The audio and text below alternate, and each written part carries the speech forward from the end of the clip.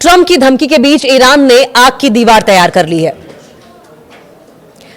और इतनी गोलियां दागी हैं ईरान ने कि आसमान तक लाल हो गया।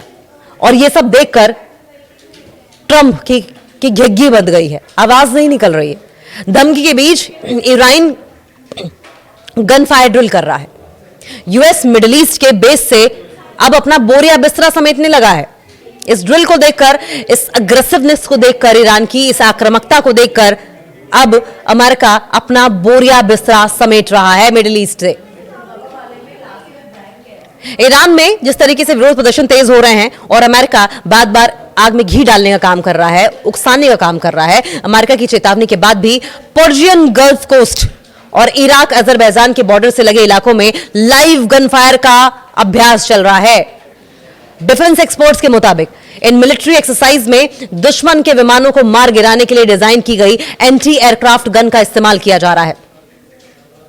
पिछले हफ्ते ईरान के एविएशन अथॉरिटी ने कम से कम 20 नोटिस टू एयरमैन यानी कि नोटम्स जारी किए थे, जिनमें पायलटों को साउथ और नॉर्थ वेस्ट ईरान में नामित डेंजर जाने से बचने की चेतावनी दी गई थी।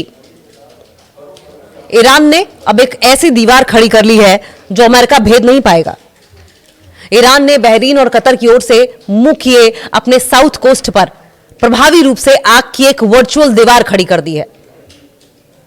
अमेरिका के प्रमुख जहां मिलिट्री बेस हैं, इनमें से कई खतरे वाले क्षेत्र के पास हैं जो तेहरान से 150 किलोमीटर की डिस्टेंस पर है।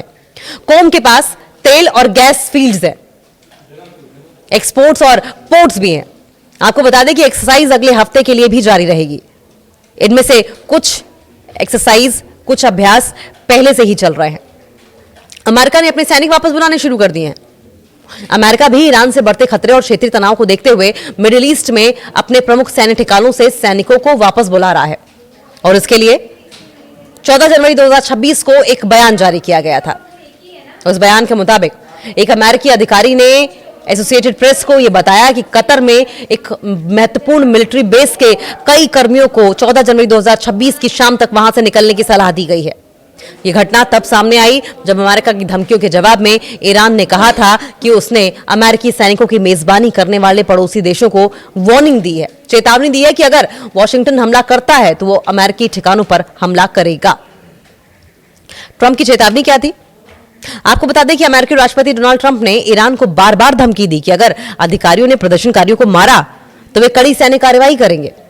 ईरान के बाहर ह्यूमन राइट्स ग्रुप्स का दावा है कि 28 दिसंबर 2025, 12 जनवरी 2026 के बीच ईरान में 2000 से ज्यादा लोग मारे गए। सोशल मीडिया पर सर्कुलेट हो रहे वीडियो में मुर्दा घरों और अस्पतालों में शवों को ढेर दिखाई दे रहे हैं। ऐसा दावा अमेरिका कर रहा है क्योंकि अमेरिका प्रोपेगेंडा रच रहा है, एक नैरेटिव गढ़ रहा है, कर कुछ नहीं पा रहा है बातें करने के अलावा।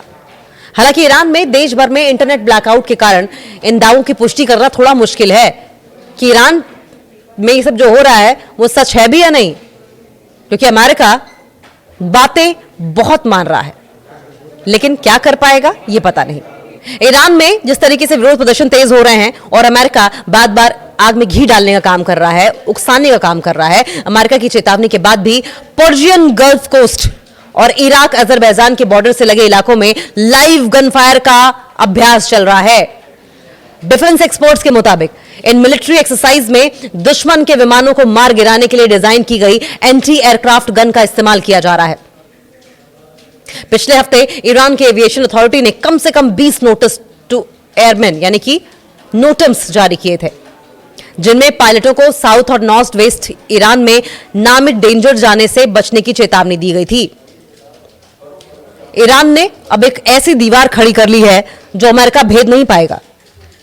ईरान ने बहरीन और कतर की ओर से मुंह किए अपने साउथ कोस्ट पर प्रभावी रूप से आग की एक वर्चुअल दीवार खड़ी कर दी है। अमेरिका के प्रमुख जहां मिलिट्री बेस हैं, इनमें से कई खतरे वाले क्षेत्र के पास हैं जो तेहरान से 150 किलोमीटर की डिस्टेंस पर है। कोम के पास तेल और गैस फील्ड्स हैं, एक्सपोर्ट्स और पोर्ट्स भी हैं। आपको बता दें कि एक्सरसाइज अगले हफ्ते के लिए भी जारी रहेगी। इनमें से कुछ एक्सरसाइज, कुछ अभ्यास पहले से ही चल रहे हैं। अमेरिका ने अपने सैनिक वापस बुलाने शुरू कर दिए हैं।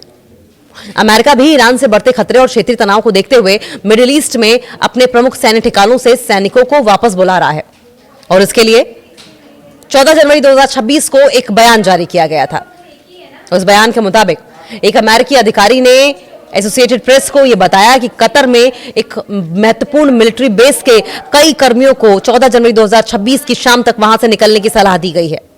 यह घटना तब सामने आई जब अमेरिका की धमकियों के जवाब में ईरान ने कहा था कि उसने अमेरिकी सैनिकों की मेजबानी करने वाले पड़ोसी देशों को वार्निंग दी है, चेतावनी दी है कि अगर वॉशिंगटन हमला करता है तो वो अमेरिकी ठिकानों पर हमला करेगा।